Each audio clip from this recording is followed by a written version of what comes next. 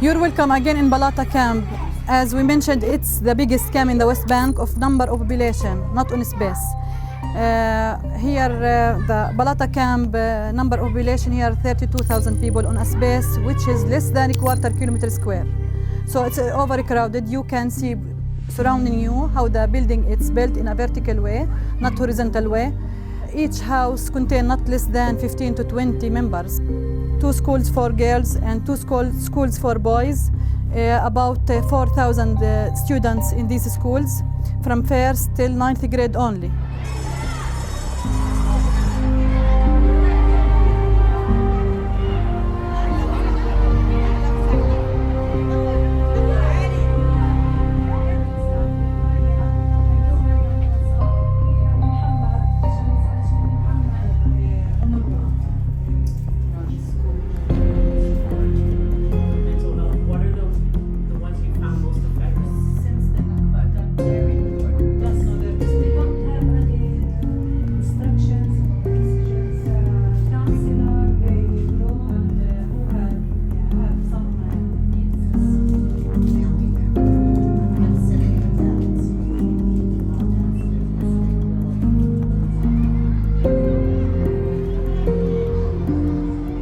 Trying to be big in numbers.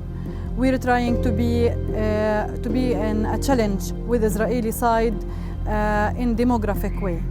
We're trying to raise our numbers as Palestinian because if we didn't do that, they will take our land. And we don't have any other alternatives. We don't have any other power like them. They have the whole power that you can know. You know it. They have the demographic power, they have the technology, they have the military, strategic, everything, political.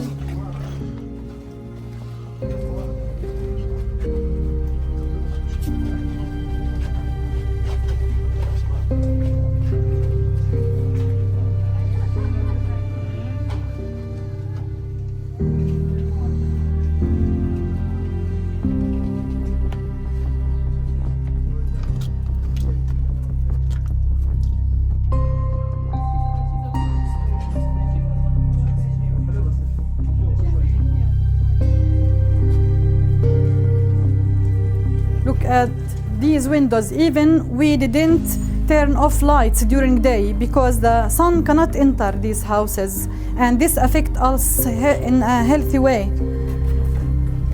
Some people, they have asthma because of that, because unhealthy conditions that they live in. No sun, no air, not a healthy place for them. Look at this light, like that, most of time.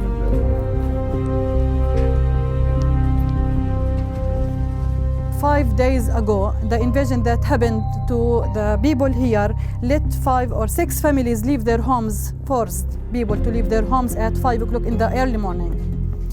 With kids, with little babies and pregnant women. One of these families, even the brother of my husband who came to my house with his big family. We know that in Balata we have the same destiny like other camps in Jenin and Tulkarem, that they will destroy many houses, and we're preparing ourselves for that.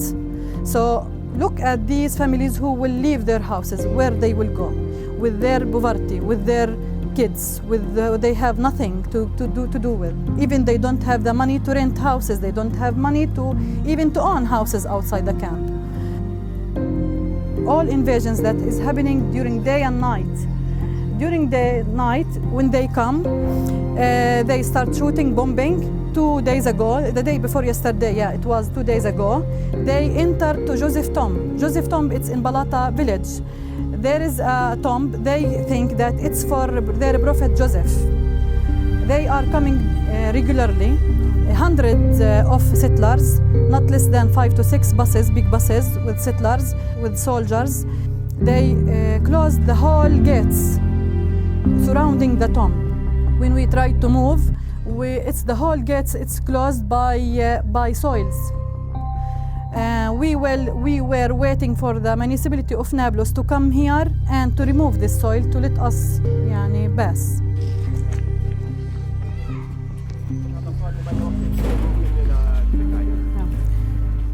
Everyone is here? Yeah. This place, many martyrs killed in this street, because it's directly, if you notice that it's on the hill there, on the top of the mountain, the observation point.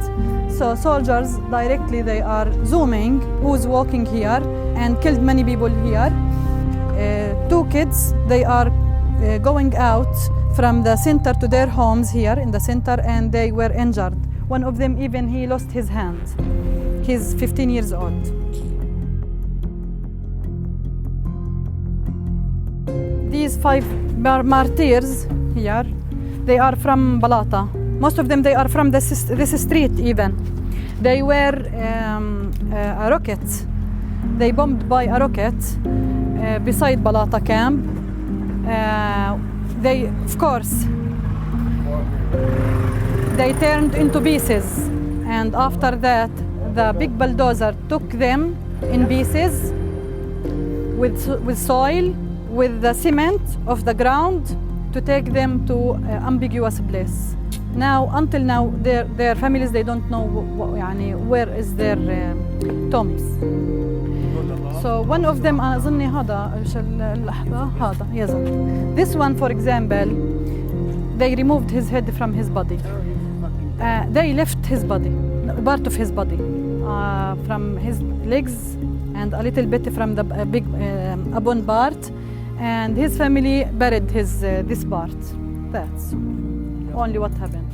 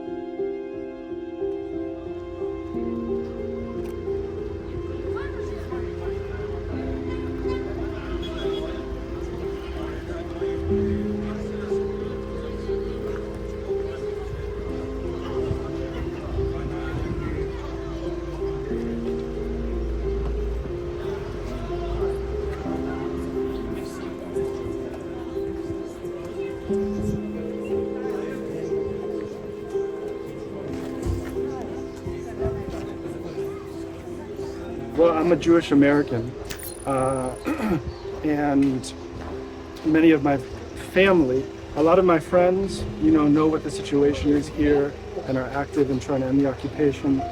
But I think I need to speak more with my family and my synagogue that I grew up in, the temple community that I grew up in that still stands with Israel through all of this, and need to share what is actually happening here and the humanity of Palestinians.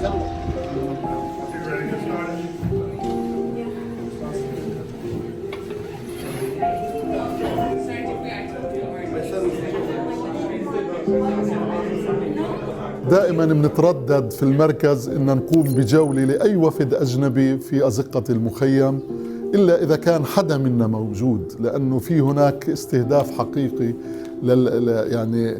للأجانب حتى المتضامنين، لأنه القوات الاحتلال الإسرائيلي كانت تقتحم المخيم والمدن بقوات خاصة زي أجانب أو رجال دين أو رجال صحافة أو أطباء، ويقوموا بإعدام الفلسطينيين. فلذلك في ريبة عندما يرى الفلسطيني أجنبي يخشى أن يكون قوات خاصة. فلذلك احنا بنقول لكم الحمد لله على سلامتكم، انكم دخلتوا ووصلتوا لبلاد وانتم بعافية وعلى قيد الحياة. احنا أي فلسطيني بيكون دائما بنقول لبعض انت لساتك عايش، الحمد لله الحمد لله. انتوا عايشين، الشيء هذا جيد، لأنه الإجرام الصهيوني غير مسبوق، لم نراه حتى في عام 48 عام النكبة. يعني أنا سمعت من أجدادي وآبائي عن ما جرى في النكبة اللي بيجري في غزة واللي الآن بيجري في الضفة، يعني مضاعف أضعاف كبيرة عما جرى في عام 1948 من جرائم ومن قتل ومن ذبح.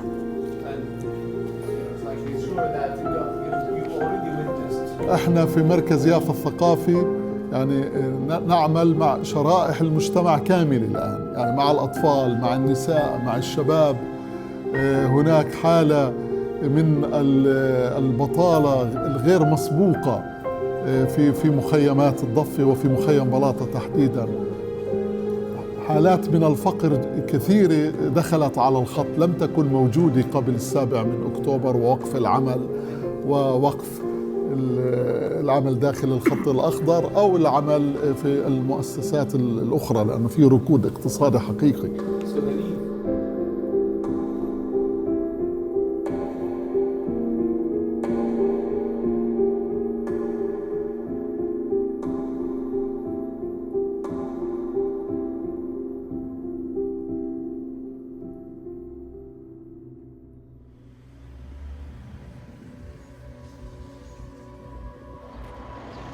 Seeing how Palestinians are forced to live,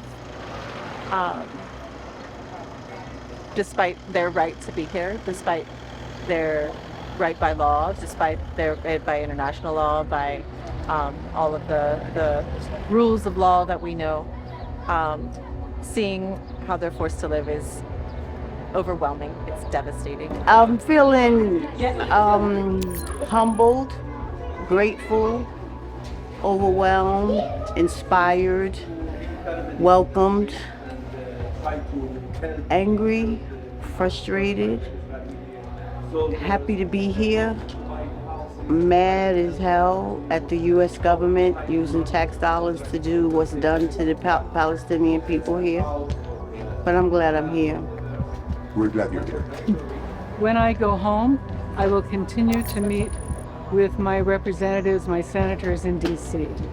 We have a campaign called Not Another Child, Not Another Hospital, which we are doing with Doctors Against Genocide. Now I'll be able to tell them what I heard and saw in Balata, you know, how 88% of the children have witnessed a parent beaten. 55% have had a parent die at the hands of the IDF. How there are now 50 children in a classroom with one teacher. How a whole generation is being deprived of a future at our hands. Someone called the United States of Israel, and I think that fits. You know, I have a duty now to change this, to tell my representatives the truth, to demand, you know, that they take responsibility. I think one thing that I'm really excited about is hopefully continuing to communicate with them about the fact that people here are urgently asking us to continue displaying our message that it's absolutely unacceptable that the United States continues to fund a genocide and a war. And so I'm excited to go back and make that message even louder. There's such unbelievable horrors that take place here, such unbelievable terror and violence, and not just the physical violence, but the everyday violence of not being able to take a particular road, not being able to go down a particular street, that children don't know if they're gonna make it through the day or the night. Like, you can't read about those things. I see that, and I've met the people, and I've seen the horrors, and just like looking at all these spaces where Palestinian villages have been destroyed and settlements built. It's just more horrible than anything I could have ever read, or any of my Palestinian people that I have spoken to and told me about what happens here. Seeing it for myself changes everything, because I can't unsee what I've seen, and I can't unknow what I now know.